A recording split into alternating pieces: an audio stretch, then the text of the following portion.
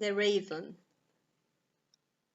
Once upon a midnight dreary, while I pondered, weak and weary, over many a quaint and curious volume of forgotten lore, while I nodded, nearly napping, suddenly there came a tapping, as of someone gently rapping at my chamber door. "'Tis some visitor," I muttered, "tapping at my chamber door. Only this, and nothing more." Distinctly I remember, it was in the bleak December, and its separate dying ember growth its ghost upon the floor. Eagerly I wished the morrow, vainly had sought to borrow from my books sources of sorrow, sorrow for the lost Lenore, for the rare and radiant maiden whom the angels named Lenore, nameless here for evermore. And the silken, sad, uncertain rustling of its purple curtain thrilled me, filled me with fantastic terrors never felt before, so that now, to still the beating of my heart, I stood repeating, "'Tis some visitor entreating entrance at my chamber door, some late visitor entreating entrance at my chamber door. This is it and nothing more." Presently my soul grew stronger, hesitating then no longer. "Sir," said I, "or madam, truly your forgiveness I implore. But the fact is I was napping, and so gently you came rapping, and so faintly you came tapping at my chamber door, that I scarce was sure I heard you. Here I opened wide the door. Darkness there, and nothing more. Deep into that darkness peering, long I stood there wondering, fearing, doubting, dreaming dreams no mortal ever dared to dream before. But the silence was unbroken, and the stillness gave no token, and the only word there spoken was the whispered word. This I whispered, and an echo murmured back the word Lenore. Merely this, and nothing more. Back into the chamber turning, all my soul within me burning. Soon again I heard a tapping, somewhat louder than before. "Surely," said I, "surely that is something at my window lattice. Let me see then what there is, and this mystery explore. Let my heart be still a moment, and this mystery explore. 'Tis the wind, nothing more." Open here I flung the shutter, when with many a flirt and flutter in there stepped a stately raven of the saintly days of yore. Not the least obeisance made he, not a minute stopped or stayed he, but with mien of lord or lady, perked above my chamber door, perked upon a bust of Pallas just above my chamber door, perked and sat, and nothing more. Then this ebony bird bewildered my sad fancy into smiling. By the grave and stern dichotom of the countenance it wore, "Though thy crest be sure unshaven, thou," I said, "art sure no craven, ghastly grim and ancient raven wandering from the nightly shore, tell me what thy lordly name is on the night's Plutonian shore." Quoth the raven, "Nevermore." Much he marvelled, this ungainly fowl, to hear discourse so plainly, though its answer little meaning, little relevancy bore. For we cannot help agreeing that no living human being ever yet was blessed with seeing bird above his chamber door, bird or beast, upon this sculptured bust, above his chamber door, with such name as Nevermore. But the raven, sitting lonely on the placid bust, spoke only that one word, as if his soul in that one word he did outpour. Nothing further than he uttered, not a feather than he fluttered, till I scarcely more than mattered.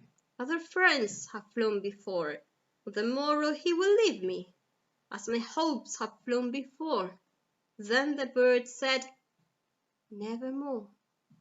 Startled at the stillness broken by reply so aptly spoken, "Doubtless," said I, "what it utters is its only stock and store, caught from some unhappy master, whom unmerciful disaster followed fast and followed faster, till his songs one burden bore, till the dirks of his hope that melancholy burden bore of never, nevermore.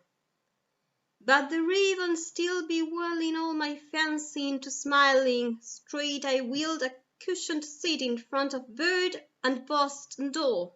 Then upon the velvet sinking, I betook myself to linking fancy unto fancy, thinking what this ominous bird of yore, what this grim, ungainly, ghastly, gaunt, and ominous bird of yore meant in croaking. Nevermore. This I sat engaged in guessing, but no syllable expressing to the fowl whose fiery eyes now burned into my bosom's core. This and more I sat divining, with my head at ease reclining on the cushion's velvet lining that the lamplight gloated o'er, but whose velvet violet lining with the lamplight gloating o'er she shall press, nevermore. Then methought the air grew denser, perfumed from an unseen censer, swung by seraphim whose footfalls tinkled on the tufted floor. "Wretch," I cried, "thy God hath lent thee, by these angels he hath sent thee, respite and nepenthe from thy memories of Lenore. Quaff this kind within thee, and forget this lost Lenore." Quoth the raven, "Nevermore." "Prophet," said I, "think of evil, prophet still, if bird or devil, whether tempter sent, or whether tempest tossed thee here ashore, desolate, yet all undaunted, on this desert land enchanted, on this home by horror haunted, tell me truly, I implore, is there balm in Gilead? Tell me, I implore."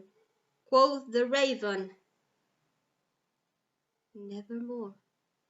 "Prophet," said I, "think of evil, prophet still, if bird or devil, by that heaven that bends above us, by that God we both adore, tell this soul with sorrow laden, if within the distant Aidenn it shall clasp a sainted maiden, whom the angels name Lenore, clasp a rare and radiant maiden, whom the angels name Lenore."